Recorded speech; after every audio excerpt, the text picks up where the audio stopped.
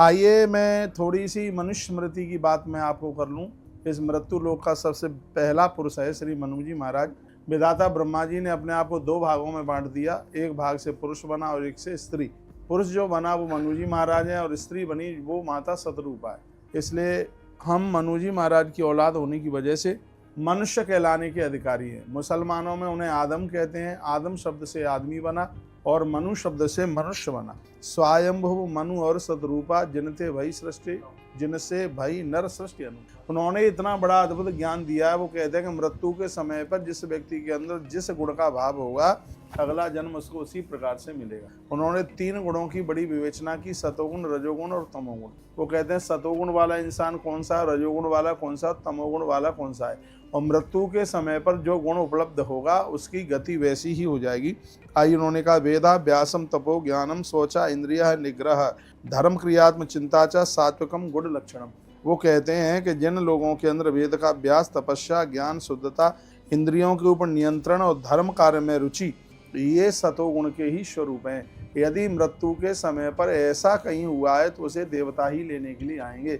उस व्यक्ति की कभी दुर्गति नहीं हो सकती। इसलिए मैं कहता हूँ घर में कोई बुजुर्ग है, बूढ़ा है, उन्हें एकाध अध्याय पुराणों का सुनाओ, उनसे नाम संकीर्तन कराओ, उनके सामने ऐसा धार्मिक वातावरण बनाओ। वेदाभ्यास तपो ज्ञानम शौच इंद्रिय निग्रह धर्म क्रियात्म चिंता च सात्विकम गुण लक्षणम। मृत्यु के समय पर यदि ये गुण बने रहे तो वह सात्विक व्यक्ति होगा और भगवत चरणों को प्राप्त होगा। वेद का अभ्यास, तपस्या, शुद्धता और इंद्रियों के ऊपर नियंत्रण, धर्म कार्य में रुचि, ये सतगुण से होने वाले ये गुण हैं। तो ये बहुत अद्भुत हैं। तो ऐसे स्थिति में यदि किसी की मृत्यु होती है तो उसका इहलोक और परलोक दोनों सुधर जाते हैं। उसके बाद मनु जी महाराज तमोगुण के बारे में बताते हैं। भगवान करे ये तो गुण किसी में चल करके आवे नहीं।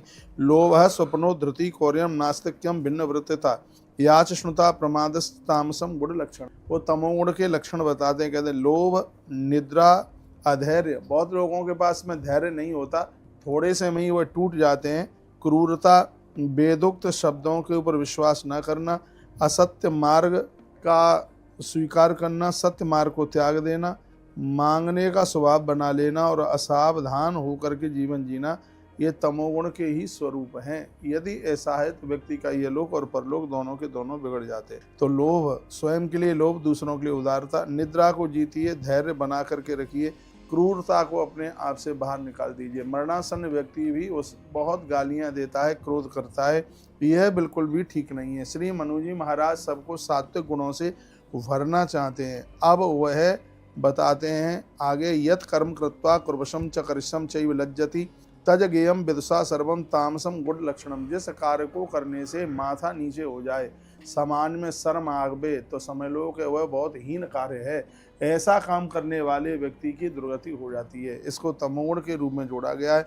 जिस कार्य को करके बाद में पछतावा हो, कहते हैं जिस कार्य को करने से लज्जा का अनुभव हो।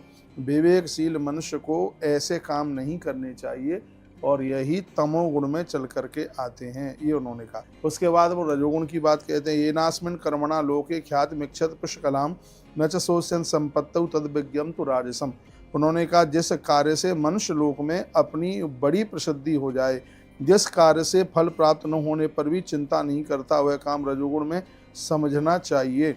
ऐसा कार्य जिसमें आदमी अपना बहुत आदर, मान और सम्मान, अपनी ऊंचाई, प्रतिष्ठा चाहता है, इसको रजोगुण के रूप से जोड़ा गया है। कहते हैं जिस संपूर्ण कार्य से मनुष्य ज्ञान प्राप्त करता हुआ, जिस कार्य को करता हुआ लज्जा का अनुभव नहीं करता, जिस काम से इसका अंतरात्मा पूर्ण रूप से संतुष्ट होती है, वही सात्विक सतोगुण स्वरूप है। और व्यक्ति को ऐसे धर्म सत्कर्म करने चाहिए जिससे उसे सतोगुण की वृद्धि होवे।